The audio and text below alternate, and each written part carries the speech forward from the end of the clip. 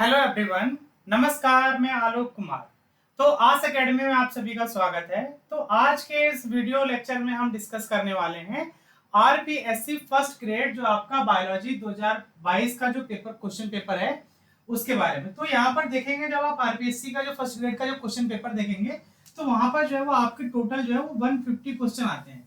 तो इसको हमने दो पार्ट में डिस्कस करना है, क्योंकि अगर हम एक ही लेक्चर में डिस्कस करते हैं तो वीडियो बहुत बड़ा हो जाता है। इसके लिए हम इसको दो पार्ट में डिस्कस करेंगे। पार्ट वन जो है इसमें हम आपके 75 क्वेश्चन डिस्कस करने वाले हैं, और जो बचे हुए 75 क्वेश्चन जो है वो हम पार्ट टू में डिस्कस करेंगे। तो चलिए शुरू करते हैं।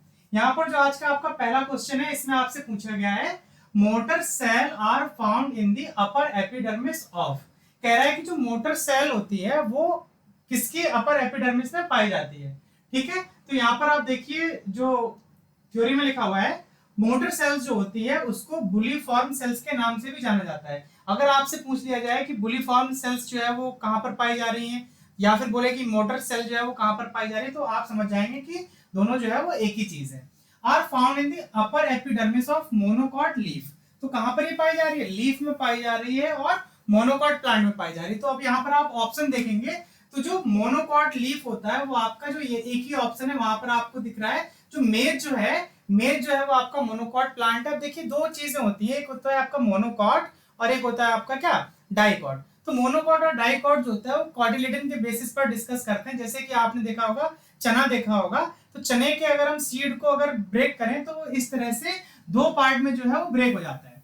ठीक है, उसी तरह से अगर हम क्या करें कि गेहूं या चावल के अगर सीड को अगर देखें तो वो इस तरह से दो पार्ट में डिवाइड नहीं होता। उस तरह से यहाँ पे जो मेज है, मेज का ये सीड यहाँ पर बनाया हुआ है, तो ये आपका सिंगल कॉटिलेडन यहाँ पर पाया जा रहा है, इसलिए इसको हम लोग मोनोकॉट कह रहे हैं। तो वही चीज है कि जो आपका बुलीफॉर्म सेल्स या फिर जो मोटर सेल्स होती है वो अपर एपिडर्मिस ऑफ मोनोकॉट लीव्स में पाई जाती है। तो आपका जो इस क्वेश्चन का करेक्ट आंसर जो होगा वो आपका जाएगा क्या, यहाँ पर फोर्थ ऑप्शन जो है वो करेक्ट जाने वाला है। यहाँ पर आप देखिए, यहाँ पर लीफ का जो है वो सेक्शन कटिंग है यहाँ पर, तो आप देख पाएंगे कि जो बुलीफॉर्म सेल्स है वो यहाँ पर आपको देखने को मिल रही है। ये आपका क्या है, बुलीफॉर्म सेल्स है।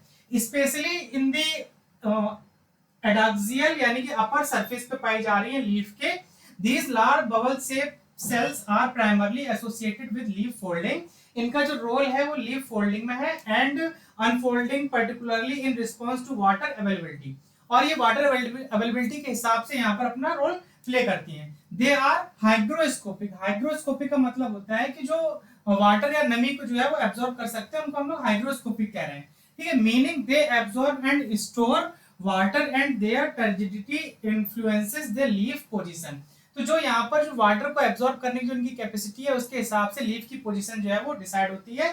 देखिए जो ये सेल्स है ये हाइग्रोस्कोपिक है, इसीलिए जो है वो इन सेल का एक नाम और दिया जाता है, उसको कहा जाता है क्या, टर्गर ऑपरेटेड सेल्स। अगर आपसे क्वेश्चन में पूछ लिया जाए कि टर्गर ऑपरेटेड सेल्स कौन सी है, तो आप समझ जाएंगे कि मोटर सेल्स या बुलीफॉर्म सेल्स की बात की जा रही है। नेक्स्ट यहाँ पर देखिए, monocot and dicot are two main group. जैसा कि हमने यहाँ पर डिस्कस किया, दो ग्रुप होते हैं जो आपके एंजियोस्पर्म प्लांट होते हैं। एक आपका मोनोकॉट हो गया, एक डाइकॉट हो गया। इसमें दो कॉटिलेडन है वो आपका डाइकॉट है, और जिसमें एक कॉटिलेडन है वो आपका होता है क्या, मोनोकॉट।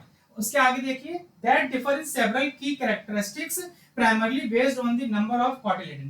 प्राइमरली कॉटिलेडन है, उसके अलावा और भी कई कैरेक्टरिस्टिक्स होते हैं। वो जब आपका doctor SP sir Singh sir जो है जब डिटेल में लेक्चर लेंगे तो वो आपको इसके बारे में डिस्कस कर देंगे। यहाँ पर देखिए कि मोनोकॉट हैव वन कॉटिलेडन। जो मोनोकॉट होते हैं उसमें एक कॉटिलेडन होता है, जबकि जो आपका डाइकॉट होते हैं वहां पर आपके कॉटिलेडन का नंबर कितना होता है, दो होता है। जैसे कि आप यहाँ पर देख पा रहे हैं, ये आपका एक कॉटिलेडन है और यहाँ पर ये आपका दूसरा कॉटिलेडन है। तो इस क्वेश्चन का जो करेक्ट आंसर जो है वो आपका यहाँ पर फोर्थ जाने वाला है। अब देखिए बहुत से स्टूडेंट की क्वेरी होगी कि सर आप इतना डिटेल में ये सब ऑप्शन क्यों बता रहे हैं, आप पहले आंसर दे दिए तो आप आगे मूव कर सकते थे। तो जो हम आपके साथ में क्वेश्चन सीरीज लेकर आए हैं, तो आपको पता है कि जो आपका एग्जाम जो है वो आपका 25 तारीख को कंडक्ट किया जाना है। तो इस क्वेश्चन सीरीज से टोटल 11-13 आपका अलग अलग मतलब 5 से 6 अब तक आरपीएससी फर्स्ट ग्रेड के एग्जाम हो चुके हैं। तो आपको यहाँ से 30 से 40 क्वेश्चन से ज्यादा क्वेश्चन जो है वो आपको आपके पेपर में देखने को मिलेंगे। चलिए सेकंड क्वेश्चन की तरफ हम यहाँ पर मूव करेंगे। इसमें पूछा है कॉजेटिव ऑर्गेनिज्म ऑफ फाइलेरियासिस। कह रहे हैं कि फाइलेरियासिस का जो कॉजेटिव ऑर्गेनिज्म है वो क्या है। तो देखिए जो जो फाइलेरियासिस होता है उसका जो कॉजेटिव ऑर्गेनिज्म है वो कुछ इस प्रकार दिखाई देगा आपको, और ये आपका जो है वो एक निमेटोड होता है। निमेटोड होता है जो आपका एक एनिमल है। तो फाइलियारिसिस में होता क्या है आप ये समझ लीजिए पहले कि इसमें देखिए इसको फाइलेरियासिस जो है इसको हाथी पांव के नाम से भी जाना जाता है। देखिए एक पैर सूज करके एकदम हाथी के पैर जैसा हो गया है, इसके लिए इसको हाथी पांव या फिर फील पांव के नाम से भी जाना जाता है। अब ये होता किस वजह से, तो जो लिम्फेटिक वेसल्स होती हैं वहां पर जो आपका ये निमेटोड पैरासाइट है, अभी हम बात करेंगे कि वो पैरासाइट का नाम क्या है। तो जो लिम्फेटिक वेसल्स होती हैं वहां पर ये पैरासाइट एक्यूमुलेट कर लेता है और जो लिम्फ का सर्कुलेशन होता है हमारी बॉडी में वो नहीं हो पाता, जिसकी वजह से लिम्फ जो है वो यहाँ पर एक्यूमुलेट होने लगता है और जो आपकी डिजीज है वो फाइलियारिसिस हो जाती है। अब देखिए जो फाइलेरियासिस का जो पॉजिटिव एजेंट है वो आपका होता है बुचेरिया बैंक्राफ्टी कहा जाए या फिर कहा जाए क्या बुचेरिया मलाई। ये क्वेश्चन आपको जनरली आजकल जितने भी एग्जाम हो रहे हैं सब जगह देखने को मिल रहा है, एमपीपीएससी हो, आरपीएससी हो या फिर यूपीएससी हो। तो इसका जो करेक्ट आंसर जो है वो आपका यहाँ पर जाने वाला है, फर्स्ट ऑप्शन जाएगा बुचेरिया बैंक्राफ्टी जो होता है वो आपका फाइलेरियासिस का पॉजिटिव ऑर्गेनिज्म होता है। ये आपका क्या है, एक निमेटोड है। अगर आपसे पूछा जाए कि जो फाइलेरियासिस का जो ऑर्गेनिज्म होता है वो क्या है, तो आप कहेंगे कि एक निमेटोड है। जो आपका फैमिली जो है इसकी वो हो जाएगी आपकी फाइलेरिडी। तो आप देखिए आपसे अभी रिसेंटली जो आपका एमपी का एग्जाम हुआ था वहां पर पूछा गया था कि IDEA और IADE, तो ये आपका फैमिली के पीछे जो सफिक्स लगता है वो आपका लगता है क्या IDEA। तो ये चीज भी आपको यहाँ पर ध्यान में रखनी है। इसके अलावा देखते हैं कि जो ये फाइलेरियासिस डिजीज है किसके द्वारा ट्रांसमिटेड होती है। तो ये जो मॉस्किटो होता है, क्यूलेक्स मॉस्किटो होता है मेनली, उसके द्वारा ट्रांसमिटेड होती है और यहाँ पर उनकी जो स्पीसीज है उनके बारे में यहाँ पर मेंशन कर दिया गया है। तो इस क्वेश्चन का आंसर जो है वो आपके यहाँ पर फर्स्ट ऑप्शन जाने वाला है। इसके अलावा कुछ और पॉइंट देखिए, जो आपके यहाँ पर एस्केरिस जो है ये आपका डिजीज जो कॉज करता है उसको हम लोग एस्केरियासिस के नाम से भी जानते हैं, ठीक है। इसके अलावा आपका है ट्राइकिनेला है और ट्राइक्यूरिस है, ये दोनों आपके जो है ये आपके पिनवर्म कहलाते हैं या फिर कहें विपवर्म करके। तो ट्राइकिनेला कॉज ट्राइक्यूनेलिस, यहाँ पर आपका ये डिजीज हो जाएगा, या फिर इसको ट्राइकोनोसिस के नाम से भी जानते हैं। वाई ट्राइक्यूरिस जो होता है ये आपका कॉज करता है ट्राइक्यूरियासिस। तो ये आपको यहाँ पर ध्यान में रखना है, ठीक है। इसके अलावा देखिए कुछ और पॉइंट भी हैं, तो इसको हम लोग विपवर्म इन्फेक्शन के नाम से भी जानते हैं। तो ये दोनों आपके क्या हो गए, विपवर्म इन्फेक्शन की बात कर ली हमने यहाँ पे। तो ये आपका हो गया, इसका करेक्ट आंसर जो है यहाँ पर आपका फर्स्ट जाएगा। नेक्स्ट क्वेश्चन देखेंगे, name the technique which is used to enhance the shelf life of a tomato. देखिए होता क्या है कि जो टमाटर है उसकी सेल्फ लाइफ कम होती है, क्योंकि जैसा कि आपको जो डीके सर थे उन्होंने इथाइलिन हार्मोन ये सब पढ़ाया होगा, तो वहां पर बताया था कि जो इथाइलिन हार्मोन होता है वो फ्रूट की रैपनिंग के लिए रिस्पॉन्सिबल होता है। तो टमाटर कच्चा है, कच्चे से वो पकता है तो पकने के बाद बहुत जल्दी जो है उसमें सड़न स्टार्ट हो जाती है और वो जल्दी से खत्म हो जाता है। तो साइंटिस्ट ने क्या किया कि किस तरह से टमाटर की सेल्फ लाइफ जो है उसको इंक्रीज किया जाए, उसके लिए कुछ टेक्निक यूज करके उन्होंने टोमेटो की कुछ वैरायटी बनाई। तो उनके बारे में आपसे क्वेश्चन पूछा गया है कि किस टेक्निक के थ्रू जो है वो टोमेटो की सेल्फ लाइफ को जो इंक्रीज किया जाता है। तो यहाँ पर आप देखेंगे तो एंटीसेंस टेक्नोलॉजी का यूज किया जाता है टोमेटो की सेल्फ लाइफ को इंक्रीज करने के लिए।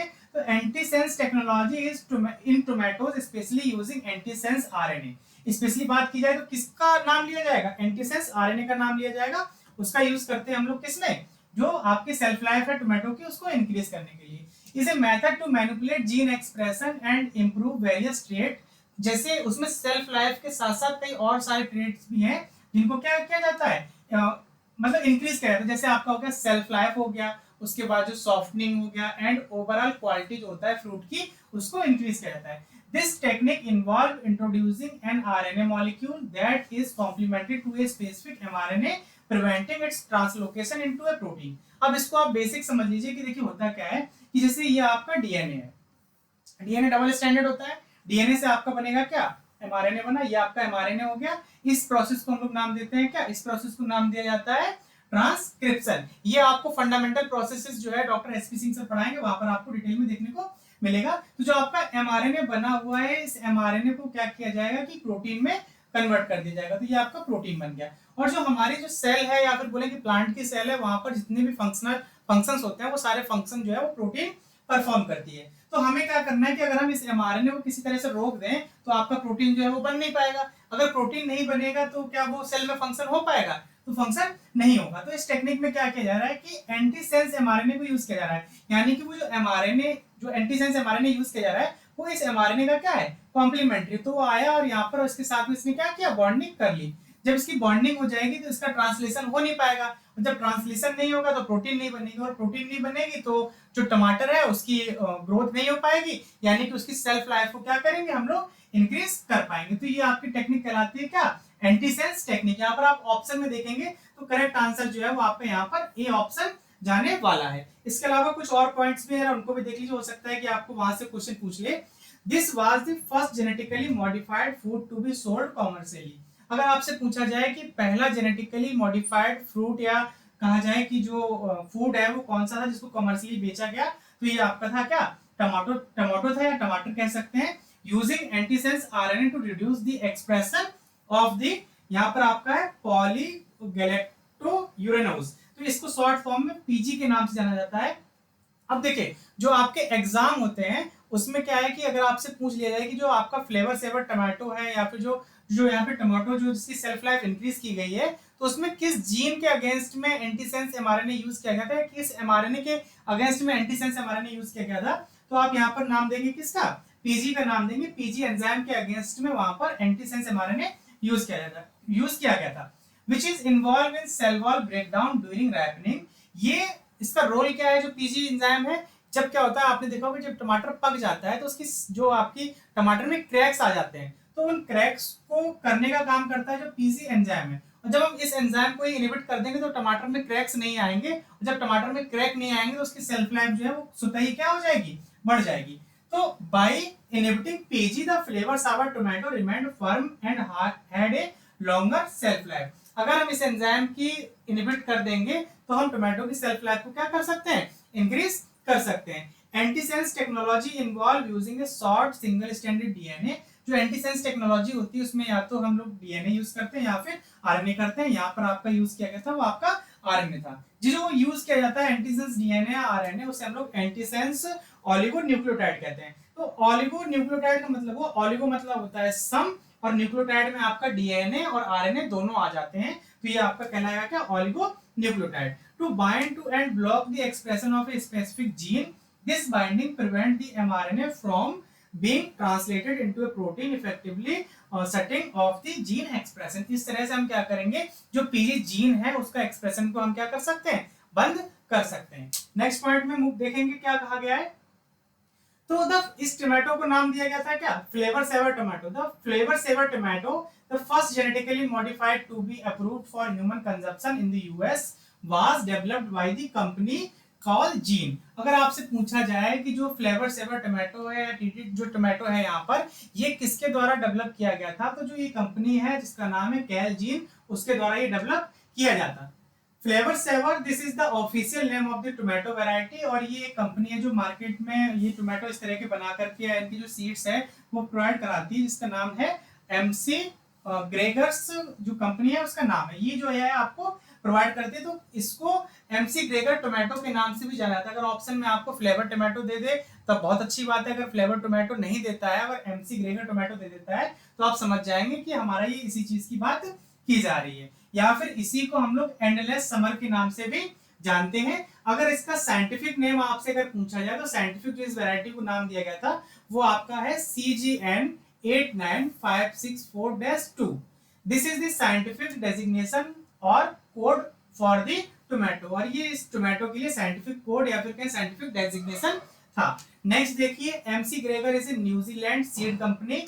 जो एमसी ग्रेगर है ये न्यूजीलैंड की सीड कंपनी है, offering A variety of tomato seed. ये कई प्रकार की variety of tomato seed provide करती है, इंक्लूडिंग पॉपुलर वैरायटी। जैसे आपकी वैरायटी कौन कौन सी हो सकती है, आपका हो जाएगा money maker, beefsteak, heirloom, black Krim and Roma VF. तो यहाँ पर जो आपका ये इमेज जो दिखाई गई है रूमा बीएफ की यहाँ पर आपको दिखाई गई है। इसके अलावा देखिए नेक्स्ट क्वेश्चन की तरफ हम मूव करेंगे। इसमें आपसे पूछा गया है cell line obtained from human fetal lung fibroblast. कह रहे हैं कि जो ह्यूमन फीटल लंग फाइब्रोब्लास्ट से कौन सी सेल जो है वो आइसोलेट की गई थी। तो यहाँ पर आपको 4 सेल लाइन के नाम दे दिए गए। आपसे पूछा गया है कि कौन सी जो है वो लंग फाइब्रोब्लास्ट सेल है। तो यहाँ पर हम चारों सेल लाइन के बारे में आप समझ लेंगे। हीला के बारे में तो आप जनरली जानते ही हैं, ये कैंसरस सेल लाइन है जो एक लेडीज की बॉडी से आइसोलेट की गई थी। तो यहाँ पर सबसे पहले आप देखिए, the which cell line was obtained from the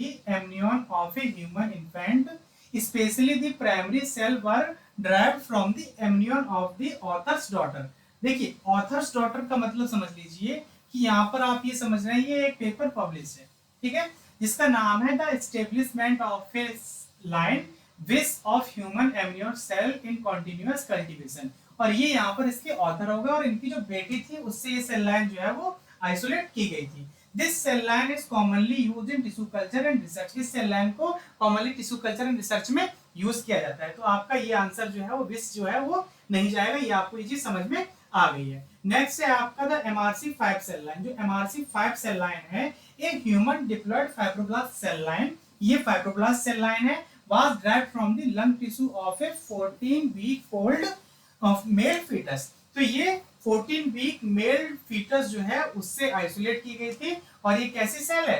fibroblast cell है। और कहां से आइसोलेट की गई थी? लंग टिश्यू से आइसोलेट की गई थी। तो आपसे क्वेश्चन में यही पूछा गया था कि लंग टिश्यू से कौन सी सेल आइसोलेट की गई थी। तो आपका जो करेक्ट आंसर जो है वो आपका जाएगा क्या? थर्ड ऑप्शन MRC5 जो है वो आपकी लंग टिश्यू फाइब्रोब्लास्ट सेल से वहां से ये आइसोलेट की गई थी। This cell line was established by J.P. Jacob and colleague। तो देखिए होता क्या है कि जब कभी कोई पेपर पब्लिश होता है तो उसमें एक फर्स्ट ऑथर होता है, बाकी के जो है वो उनके सपोर्टिंग ऑथर होते हैं जो किसी ना किसी काम में उस पेपर में हेल्प करते हैं। तो हमेशा क्या करते हैं जब कभी आप लिखते हैं तो जो फर्स्ट ऑथर होता है उसका नाम लिखते हैं, बाकी के जो साइंटिस्ट होते हैं या जो रिसर्चर होते हैं उनका एड ऑन करके या फिर एंड कलीग करके नाम दिया जाता है। तो ये पीवी जैकब द्वारा जो है वो आपकी MRC5 सेल लाइन जो है वो एस्टेब्लिश की गई थी एंड और उनके कलीग भी थे साथ में इन सितंबर 1966। कब की गई थी? 1966 में ये सेल लाइन एस्टेब्लिश की गई थी।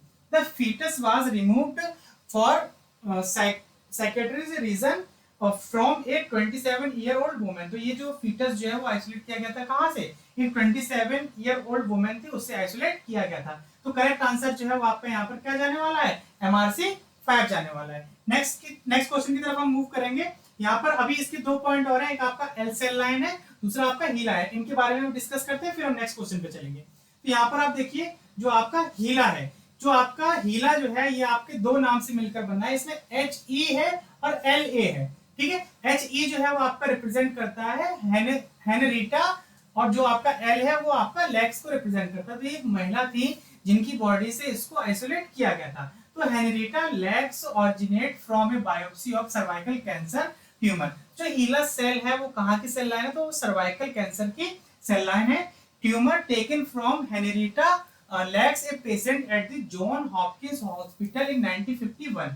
तो वो सभी स्टूडेंट जो अभी कहीं ना कहीं से PhD कर रहे हैं और वो हीला सेल लाइन यूज कर रहे हैं, तो आप समझ जाइए कि जो आपकी सेल लाइन जो आप सेल लाइन यूज कर रहे हैं वो कब आइसोलेट की गई थी? 1951 में आइसोलेट की गई थी। और ये अमर सेल लाइन है यानी कि इमॉर्टल है और ये अनिश्चित काल तक इसी तरह से अपने आप को डिवाइड करती रहेगी।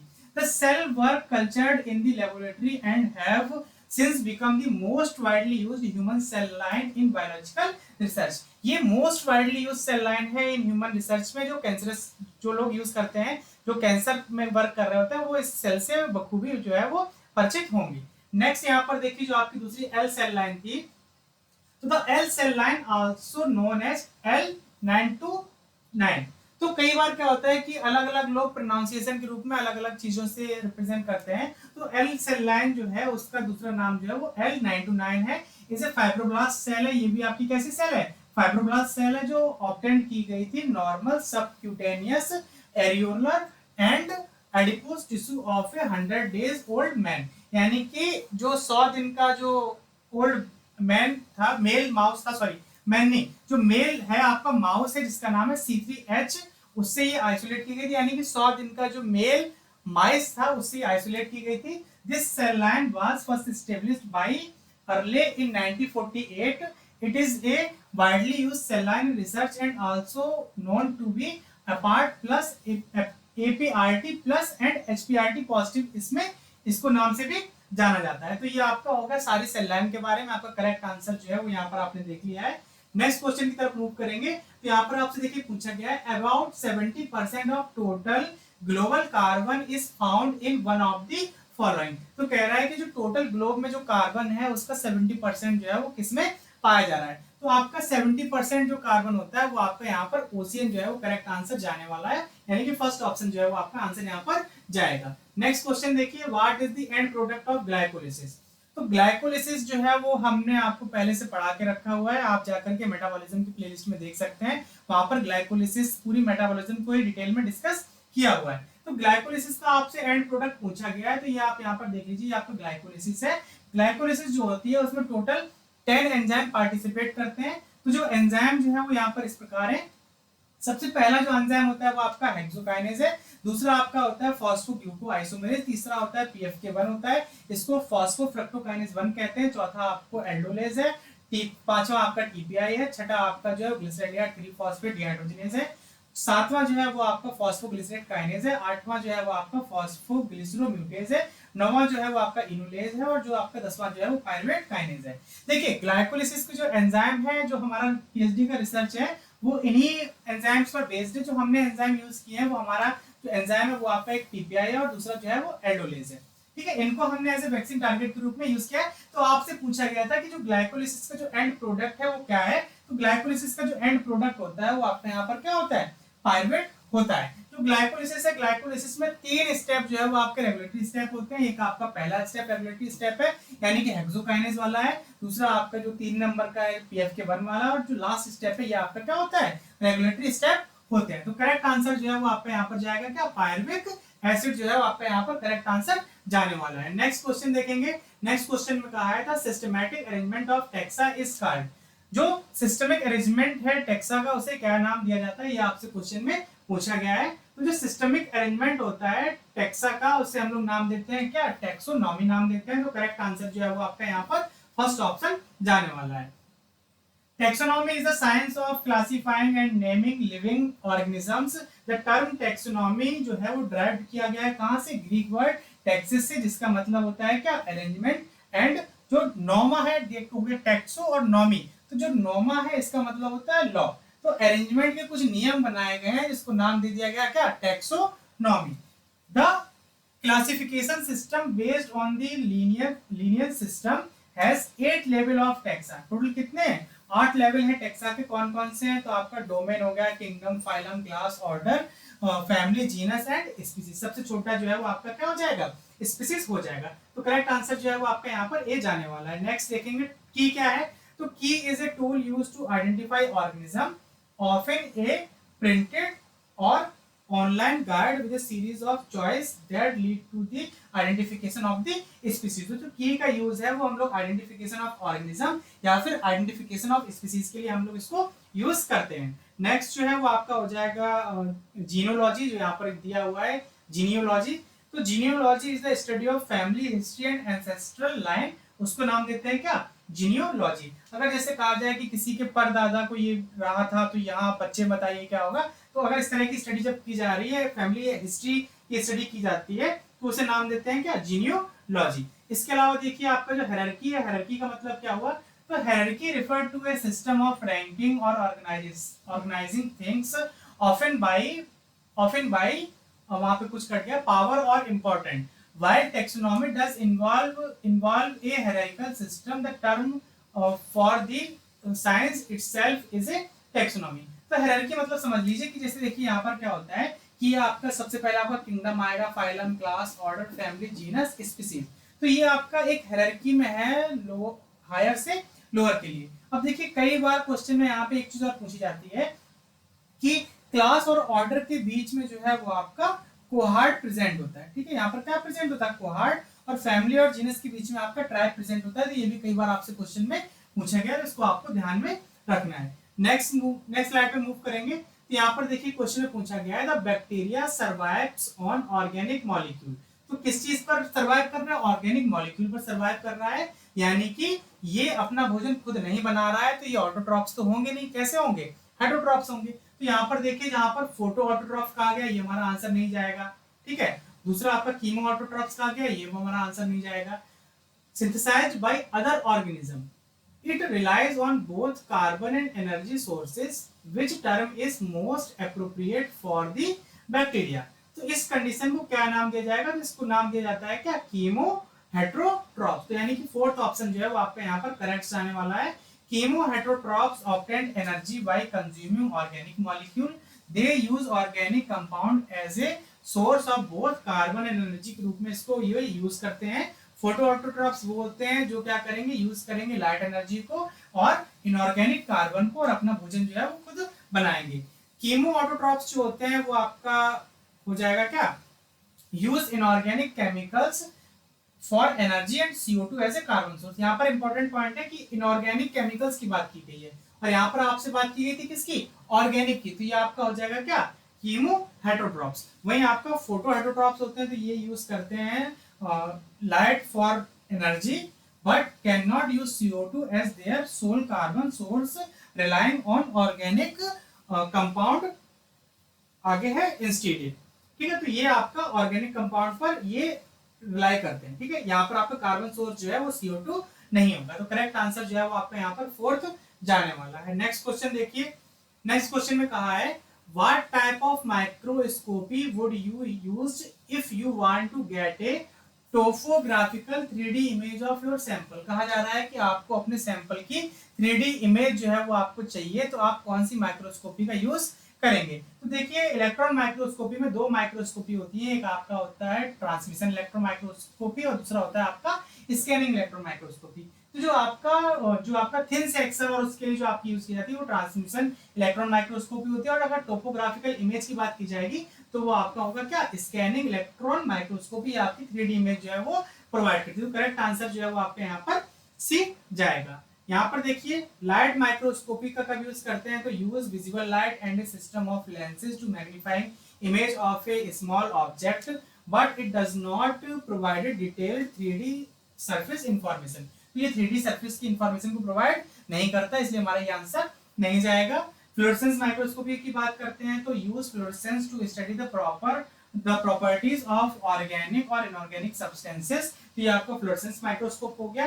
ट्रांसमिशन इलेक्ट्रॉन माइक्रोस्कोपी की बात करते हैं तो टेम बोलते हैं इसको शॉर्ट में, use to visualise structure within a specimen rather than the surface. तो विद इन द स्पेसिमेन के अंदर अगर हम देख रहे हैं तो हमारा टेम आएगा, और अगर सरफेस पर देखना है तो हमारा कौन सा आ जाएगा, सेम आएगा। तो ये चीज आपको यहाँ पर ध्यान रखनी है। जो फर्स्ट माइक्रोस्कोप है वो किसके द्वारा इन्वेंट किया गया था, तो यहाँ पर अगर आपको दिख पा रहा हो तो ये एंटोनी लीवेनहॉक जो थे उनके द्वारा जो है वो फर्स्ट माइक्रोस्कोप जो है वो इन्वेंट किया गया था। और इलेक्ट्रॉन माइक्रोस्कोपी की जो डिस्कवरी थी वो यहाँ पर दो साइंटिस्ट हैं जिनका नाम है Ernst Ruska and Max Knoll, या फिर इसको शॉर्ट फॉर्म में नॉल एंड रस्का के नाम से भी जाना जाता है। इनके द्वारा जो है वो इलेक्ट्रॉन माइक्रोस्कोपी की डिस्कवरी की गई थी। तो करेक्ट आंसर जो है वो आपका यहाँ पर थर्ड जाने वाला है। नेक्स्ट क्वेश्चन में देखिए पूछा है in which cell organelle DNA is not present. कह रहा है कि किस सेल ऑर्गेनेल में डीएनए प्रेजेंट नहीं होता। तो जो मैंने आपकी अभी फर्स्ट लेक्चर लिया है सेल बायोलॉजी वाला, जिसमें बेसिक डिस्कस किया है इंट्रोडक्शन ऑफ सेल या फिर कहें तो unit of life of cell, तो वहां पर हमने बताया था कि जो आपका क्लोरोप्लास्ट, माइटोकॉन्ड्रिया और न्यूक्लियस, ये तीन ही सेल ऑर्गेनेल ऐसे होते हैं जिनके पास अपना डीएनए होता है। बाकी किसी भी ऑर्गेनेल के पास में अपना डीएनए नहीं होता है। क्लोरोप्लास्ट और माइटोकॉन्ड्रिया को सेमी ऑटोनोमस सेल ऑर्गेनेल के नाम से भी जाना जाता है। तो यहाँ पर जो आपका करेक्ट आंसर जो होगा आपको यहाँ पर गोल्जी एपरेटस जो करेक्ट आंसर जाना चाहिए। इसके पास में अपना जो है वो डीएनए प्रेजेंट नहीं होता। तो यहाँ पर ये आप गोल्जी स्ट्रक्चर देख पा रहे हैं, यहाँ पर गोल्जी है, इसकी डिस्कवरी कैमिलो गोल्जी ने की थी, इसलिए इसको नाम दिया गया क्या, गोल्जी। तो यहाँ पर जो करेक्ट आंसर जो है वो आपका यहाँ पर जाने वाला है क्या, थर्ड आंसर जो है वो करेक्ट जाएगा। नेक्स्ट क्वेश्चन देखिए, इसमें आपसे पूछा गया है during symbiotic nitrogen fixation how many mole of ATP are required to fix one molecule of nitrogen. कह रहा है कि एक नाइट्रोजन का मॉलिक्यूल को आपको फिक्स करना है तो कितने मोल जो है वो आपको एटीपी जो है वो खर्चा करने पड़ेंगे, ये आपसे क्वेश्चन में पूछा गया है। तो यहाँ पर आप देखिए जो आपका 1 मोल ऑफ एटीपी जो है वो आपको एक नाइट्रोजन जो मॉलिक्यूल है उसको फिक्स करने के लिए 1 मोल ऑफ नाइट्रोजन को फिक्स करने के लिए 16 एटीपी कंज्यूम करने पड़ते हैं, और आप बनाते हैं क्या, 2 अमोनिया के मॉलिक्यूल। अगर आपसे ये क्वेश्चन पलट के पूछ दे कि एक अमोनिया का मॉलिक्यूल बनाने के लिए कितना करना पड़ेगा, तो इसका जस्ट आप हाफ कर देंगे तो 8 आपको खर्च करने पड़ेंगे। अगर नेक्स्ट एग्जाम में अगर कभी आपसे पूछ दे कि कितने प्रोटॉन और कितने इलेक्ट्रॉन खर्च किए जाते हैं कि 1 मोल ऑफ नाइट्रोजन के लिए, तो 8 प्रोटॉन और 8 ही इलेक्ट्रॉन जो है वो यूज किए जाते हैं 1 मोल ऑफ नाइट्रोजन को फिक्स करने के लिए इनटू अमोनिया। तो करेक्ट आंसर जो है वो आपके यहाँ पर 16 जाने वाला है। नेक्स्ट क्वेश्चन देखेंगे हम, इसमें आपसे कहा है which one of the following type require pollinator but result is genetically similar to,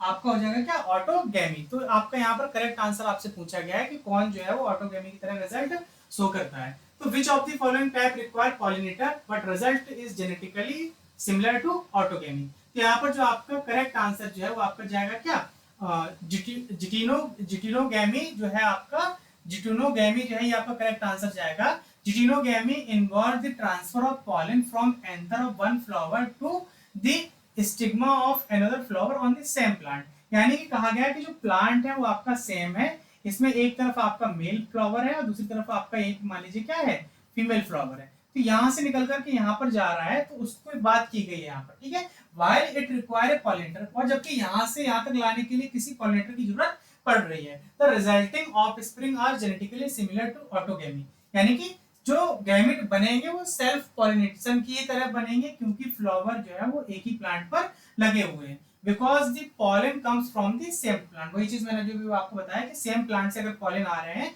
तो जो आपका ऑटोगेमी होता है उसी की तरह के आपको रिजल्ट देखने को मिलेंगे। लेकिन उस कंडीशन को नाम दिया गया है क्या, जिटोनोगैमी के नाम से जाना जा रहा है। तो करेक्ट आंसर जो है वो आपका यहाँ पर ए जाने वाला है। नेक्स्ट बाकी के ऑप्शन देख लीजिए। जिटेनोगैमी हो गया, require a pollinator but is genetically similar to आपका ऑटोगैमी हो गया। जीनोगैमी हो गया, require a pollinator and result is genetically variation. तो यहाँ पर आप देखिए जो आपका जीनोगैमी है ये आपका क्रॉस पॉलिनेशन में आता है, यानी कि ये आपका एक प्लांट है और ये आपका दूसरा प्लांट है।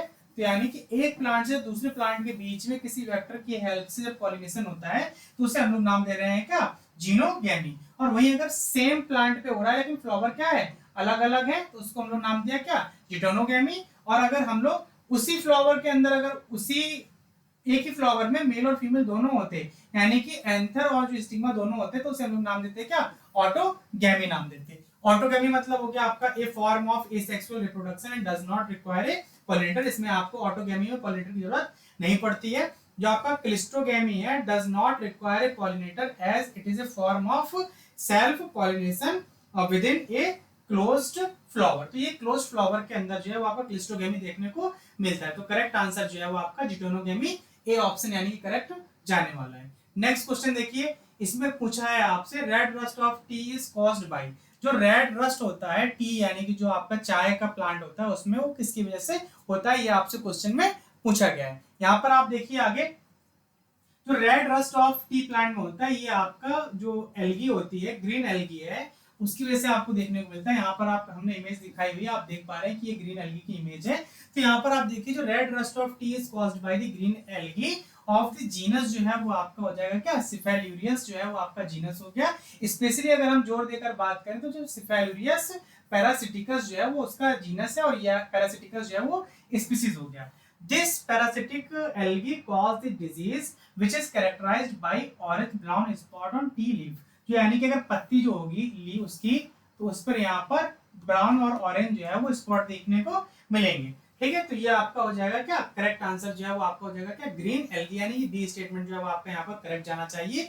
These spot can merge and eventually cover the entire plant causing a wilted leaf, dieback of branches and contortion of fruit. तो यानी कि ये सारी चीजें भी ये देखने को मिलेगा। कंटोरेशन ऑफ फ्रूट मतलब क्या होगा, ये जो फ्रूट होता है, इस मान लो फ्रूट है, इस पे आपको यहाँ पर ब्लैक ब्लैक जो है वो स्पॉट देखने को मिलते हैं। ठीक है, तो यहाँ पे जो करेक्ट आंसर जो है वो आपका बी ऑप्शन जाने वाला है। नेक्स्ट क्वेश्चन देखेंगे हम, इसमें आपसे कहा गया है the epithelium found in the wall of blood vessels is.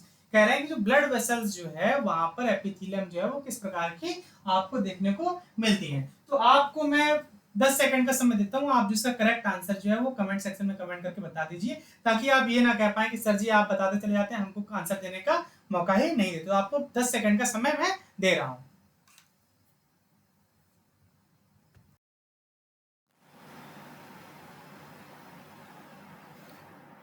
चलिए, आपका समय जो है वो अब यहाँ पर समाप्त होता है। देखिए यहाँ पर जो आपके ऑप्शन दिए हैं वो आपका हो जाएगा cuboidal epithelium, columnar epithelium, squamous epithelium और सीलिएटेड एपिथेलियम। तो इसका जो करेक्ट आंसर जो है वो आपका देखिए यहाँ पर, the type of epithelium found in lining the inner wall of blood vessels is simple squamous epithelium. कैसी होती है, सिंपल स्क्वामस एपिथेलियम होती है। यानी कि आपका जो करेक्ट आंसर जो है वो सिंपल स्क्वामस एपिथेलियम, यानी कि थर्ड ऑप्शन जो है वो आपका यहाँ पर करेक्ट जाने वाला है। चार तरह के एपिथेलियल टिश्यू होते हैं। एक आपका सिंपल स्क्वैमस एपिथेलियम है, क्यूबॉइडल है, कॉलमुलर एपिथेलियम है, स्ट्रेटिफाइड स्क्वैमस एपिथेलियम है। तो यहाँ पर देखिए इनको और क्लियर करके लिखना चाहिए था। यहाँ पर एपिथेलियम में दो तरह का, सिंपल स्क्वैमस है और स्ट्रेटिफाइड स्क्वैमस है। तो इसको और क्लियर करके लिखते तो ज्यादा अच्छा होता है, लेकिन क्वेश्चन के हिसाब से करेक्ट आंसर जो है वो आपके यहाँ पर थर्ड जाने वाला है। This specialised layer known as endothelium, इसको एंडोथेलियम के नाम से भी जाना जाता है, is a thin single layer of flat cells that form the interface between the blood and vessel wall। ये blood and vessel wall के बीच में एक लेयर बनाने का काम करती है। इसके अलावा देखते हैं कि जो चारों एपिथेलियम है वो कहाँ पर पाई जाती हैं। जो आपका सिंपल स्क्वैमस एपिथेलियम होता है ये आपकी ब्लड वेसल्स और बॉडी कैविटीज में पाई जाती है। वहीं जो आपकी सिंपल क्यूबॉइडल एपिथेलियम होती है ये आपकी किडनी ट्यूब्यूल एंड ग्लैंड्स में पाई जाती है। वहीं आपकी जो सिंपल कॉलमुलर एपिथेलियम होती है ये आपकी स्टमक एंड इंटेस्टाइन में पाई जाती है। नेक्स्ट जो आपका स्ट्रेटिफाइड स्क्वैमस एपिथेलियम होती है ये आपकी पाई जाती है एपिडर्मिस ऑफ स्किन में पाई जाती है। तो यहाँ पर आपका जो करेक्ट आंसर जो है वो आपका यहाँ पर थर्ड जाने वाला है। नेक्स्ट क्वेश्चन देखेंगे हम, where one sacrifice its own reproductive privileges to promote reproduction in another relative individual is called। तो कह रहा है कि मान लो एक इंडिविजुअल मैं हूं और दूसरा कोई इंडिविजुअल और है और दोनों हमारे बीच में क्या है, कुछ रिलेशन है, और मैं अपनी रिप्रोडक्टिव फिटनेस को सेक्रीफाइस कर रहा हूं उसकी रिप्रोडक्टिव फिटनेस को इंक्रीज करने के लिए। तो आपसे पूछा गया है कि इसका करेक्ट आंसर जो है वो आपका क्या जाएगा। यहाँ पर जो आपसे क्वेश्चन में पूछा गया है तो एक आपका हो गया रेसिप्रोकल हो गया, और यूसुअलिटी हो गया, और कोऑपरेटिव ब्रूड हो गया, और सेल्फिशनेस हो गया। तो आपका देखिए यहाँ पर जो करेक्ट आंसर जाने वाला है, where one sacrifice it's on reproductive privileges to promote reproduction in another relative individual is called eusociality. तो यहाँ पर जो आपका करेक्ट आंसर जो है वो आपका बी स्टेटमेंट आपका यहाँ पर करेक्ट जाने वाला है। ये चीज आपको देखने को मिलती है कहां पर, जो हनी बीज होती है वहां पर आपको देखने को मिलती है। जो वर्कर बी होती है वो अपनी रानी के रिप्रोडक्शन को प्रमोट कराने के लिए और रानी बहुत सारे अंडे दे सके इसके लिए अपने रिप्रोडक्टिव फिटनेस को लॉस करती है। तो ये आपका हनी बी में देखने को मिलता है। तो करेक्ट आंसर जो है वो आपका यहाँ पर जाएगा क्या, सेकंड ऑप्शन करेक्ट जाने वाला है। नेक्स्ट क्वेश्चन देखिए, नेक्स्ट क्वेश्चन में कहा है which among the following is not a flexible learning. तो इसमें पूछा है कि आपसे कि कौन सा जो है वो फ्लेक्सिबल लर्निंग का एग्जांपल नहीं है, ये आपसे क्वेश्चन में पूछा गया है। तो जो आप देखिए तो जो इम्प्रिंटिंग जो है वो आपका imprinting is not a flexible learning. ये तीनों जैसे आपका हैबिचुएशन हो गया, ट्रायल एंड एरर हो गया, एंड क्लासिकल कंडीशनिंग हो गया, ये तीनों के तीनों जो है वो फ्लेक्सिबल लर्निंग के एग्जांपल हैं। लेकिन जो आपका इम्प्रिंटिंग होता है ये आपका फ्लेक्सिबल लर्निंग का एग्जांपल नहीं है। तो करेक्ट आंसर जो है वो आपका यहाँ पर जाएगा क्या, फोर्थ ऑप्शन जो है वो आपका यहाँ पर करेक्ट जाने वाला है। तो imprinting is not a flexible learning. अब बात करते हैं कि इम्प्रिंटिंग क्या है। तो imprinting in relation to animal behaviour was introduced by the जो एक इथोलॉजिस्ट थे जो एनिमल बिहेवियर की स्टडी करते हैं, उन साइंटिस्ट को नाम दिया जाता है क्या, इथोलॉजिस्ट। तो इथोलॉजिस्ट थे जिनका नाम है कोनार्ड लॉरेंज। तो यहाँ पर आप इमेज देख पा रहे हैं, तो ये हैं आपके साइंटिस्ट जिनका नाम है doctor Konrad Lorenz. He observe that young animals like, जैसे कौन कौन से यंग एनिमल्स की बात की जाए तो आपका हो जाएगा गूसलिंग एंड डकलिंग्स। डकलिंग्स मतलब जो डक के बच्चे होते हैं, यहाँ पर आप देख पा रहे हैं, इनको नाम देते हैं क्या, डकलिंग। तो ये डकलिंग की बात की गई है, या फिर बात की जाए गूसलिंग की, यानी कि जो गूस के बच्चे होते हैं उनको गूसलिंग, और जो डक के बच्चे होते हैं उनको डकलिंग नाम दिया गया है। Would follow the first moving object they saw after hatching, यानी कि कोई जब इनके एग रहे होंगे, ये बर्ड्स हैं, तो बर्ड्स आपको पता है कि एबीज जो होते हैं वो एग देते हैं। जब एग में से जब क्या होता है, चूजा जैसे ही बाहर निकलेगा तो वो सबसे पहले जिस मूविंग ऑब्जेक्ट को देख रहा होगा तो वो मूविंग ऑब्जेक्ट को ही क्या करता है, फॉलो करने लगता है। तो first moving object they saw after hatching often him leading them to believe he was their mother. वो मानते हैं कि जो सबसे पहला मूविंग ऑब्जेक्ट देखा उन्होंने वही क्या है, वो उनकी मम्मी है, ये ऐसा बच्चे मानते हैं। Lorenz coined the term imprinting, इन्होंने इसको क्या नाम दिया, इम्प्रिंटिंग नाम दिया, to describe this rapid irreversible attachment. तो ये आपका कैसा है, इरिवर्सिबल है। तो ये आपका कोनार्ड लॉरेंज ने दिया था। करेक्ट आंसर जो है वो आपका यहाँ पर फोर्थ जाने वाला है। नेक्स्ट क्वेश्चन देखिए, इसमें आपसे पूछा है syngenesious and epipetalous stamen are found in. तो सिनजेनेसियस एंड एपिपेटालस स्टेमन जो है वो कहां पर देखने को मिलते हैं, ये आपसे क्वेश्चन में पूछा गया है। पहले हम ये देखेंगे कि सिनजेनेसियस और एपिपेटालस ये टर्म क्या है, उसके बाद में हम बाकी क्वेश्चन और डिस्कस करेंगे। तो ये आपका देखिए, जो epipetalous stamens are those attached to the petal. देखिए एपिपेटालस, पेटालस मतलब आपका पेटल हो गया, तो अगर स्टेमन जो है वो ये पत्ती है, पत्ती के साथ में देखिए अटैच है, तो उसको हम नाम दे रहे हैं क्या, एपिपेटालस।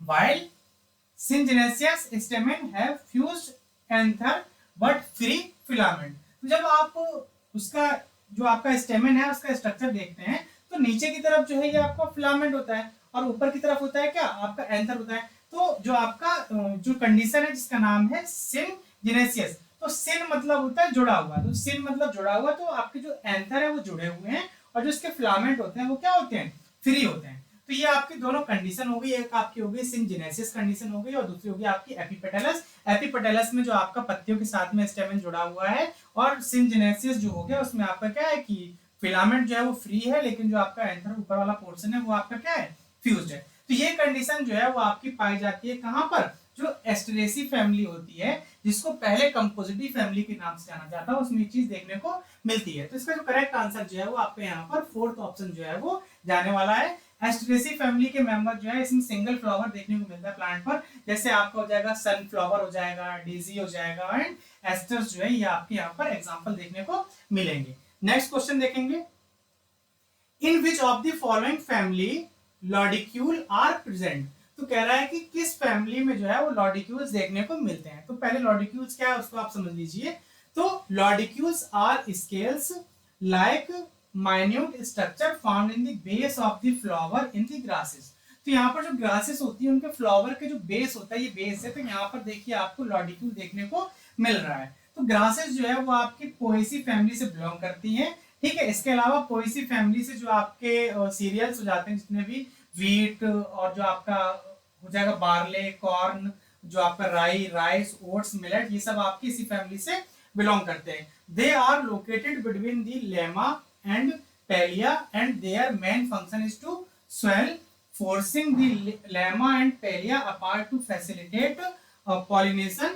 Lodicules represent a reduced perianth। जो लॉडिक्यूल है वो किस चीज को रिप्रेजेंट करता है, reduced perianth को रिप्रेजेंट करता है। इसका जो करेक्ट आंसर जो है ये आपका पोएसी में देखने को मिलता है, also known as grass family. से ग्रास फैमिली के नाम से भी जाना जाता है। तो ये आपका करेक्ट आंसर जो है वो आपका यहाँ पर फर्स्ट स्टेटमेंट जो है वो आपका यहाँ पर करेक्ट जाने वाला है। नेक्स्ट क्वेश्चन की तरफ हम यहाँ पर मूव करेंगे। नेक्स्ट क्वेश्चन में देखिए आपसे क्या कहा गया है, in which of the following fishes the dorsal fin is modified into sucker। कह रहा है कि किस फिशेज में जो डॉर्सल फिन होता है वो सकर में मॉडिफाइड हो जाता है, ये आपसे क्वेश्चन में पूछा गया है। तो यहाँ पर देखिए जो आपका दो dorsal fin is modified into sucker in the Echeneis fish. Echeneis fish है, इकाइनिस फिश है, यानी कि थर्ड स्टेटमेंट जो है वो आपका करेक्ट जाएगा। इस फिश को रिमोरा फिश के भी नाम से जाना जाता है, रिमोरा फिश का है, या फिर इसको सकर फिश के भी नाम से जाना जाता है। सकर मतलब होता है किसी चीज को सक करने वाला। तो ये क्या करती है, बड़ी मछली की बॉडी पर अटैच हो जाती है और यहाँ से उससे अपना न्यूट्रिएंट वगैरह लेती रहती है। तो remora fish to attach to the larger marine animal like shark for transportation and protection. और ये प्रोटेक्शन और ट्रांसपोर्टेशन के लिए उसके साथ में अटैच है और एक जगह से दूसरी जगह के लिए मूव करती रहती है। This refers to electric ray. देखिए जो आपका टॉर्पीडो है, टॉर्पीडो आपका होता है क्या, इलेक्ट्रिक रे होता है, जिससे एक मछली आपने देखा होगा, कई बार आप सोशल मीडिया पे जब रील स्क्रॉल करते हैं तो आप देखते हैं कि एक आदमी जो है वो तालाब में एक मछली को पकड़ने जाता है और जैसे मछली को पकड़ता है वो ऐसे करंट लगता है उसको और वो गिर जाता है आदमी, ठीक है। तो जो वो उस मछली का नाम है इलेक्ट्रिक रे। अभी मैं आपको इमेज में दिखाऊंगा कि वो किस तरह की देखने को मिलती है। अगर कभी आपको तालाब में अगर या कहीं आसपास उस तरह की मछली दिखे तो आप उसको छूने की कोशिश मत करिए, नहीं तो आपको एक ही गाना याद आएगा, लग गए 440 वोल्ट के झटके छूने से तेरे। तो यहाँ पर आप देखिए जो आपका टॉर्पीडो है ये आपका हो जाएगा क्या, इलेक्ट्रिक रे हो जाएगा। हिप्पोकैम्पस इज द जीनस, जो आपका हिप्पोकैम्पस है ये आपका सी हॉर्स जो होते हैं उनको हिप्पोकैम्पस बोलते हैं। Which have a prehensile tail. Prehensile tail का मतलब हुआ कि जो उनकी पूंछ है वो ऐसे नीचे से कैसी होती है, मुड़ी हुई होती है। अभी हम आपको इमेज में दिखाएंगे। और dorsal fin used to propulsion but not modified into a sucker. तो ये सकर में मॉडिफाइड नहीं होती, लेकिन प्रीहेंसाइल टेल जो है वो देखने को मिलती है। एक्सोसीटस जो होती है उसको फ्लाइंग फिश के नाम से भी जाना जाता है। चारों ऑप्शन हमने यहाँ पर डिटेल में देख लिए। अब आप इमेज भी देख लीजिए, ठीक है। तो ये आपका हो गया एक्सोसीटस, यहाँ पर आपका जो पेक्टोरल फिन है ये फ्लाइंग फिश के नाम से भी इसको जाना जाता है। दूसरा आपका हो गया, ये आपका हो जाएगा क्या, सी हॉर्स या हिप्पोकैम्पस के नाम से जानते हैं इसको।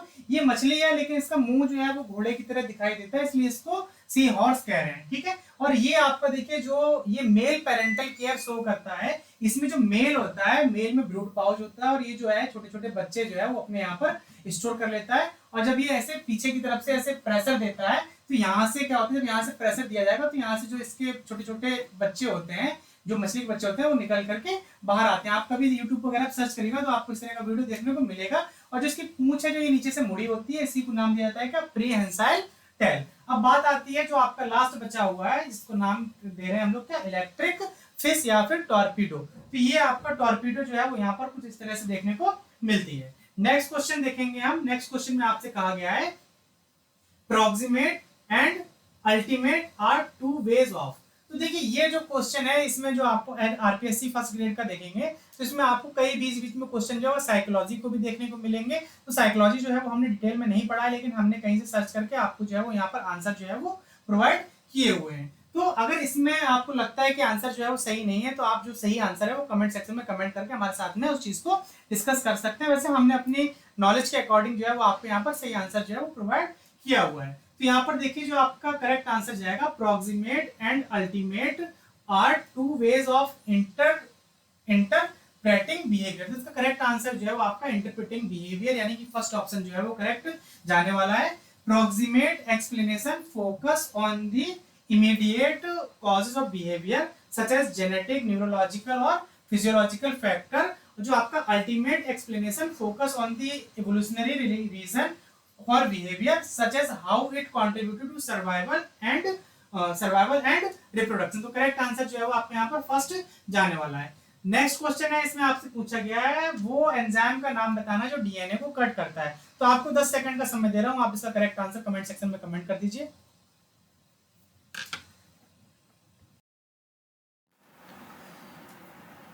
चलिए आपका जो समय है वो समाप्त होता है। यहाँ पर देखिए बेसिक क्वेश्चन है जो हर एग्जाम में आपको देखने को मिलेगा। तो जो इसका करेक्ट आंसर जो है वो आपका जाने वाला है कि रिस्ट्रिक्शन एंडोन्यूक्लियस जो होते हैं उनको यहाँ पर जो डीएनए को कट करने का काम करते हैं।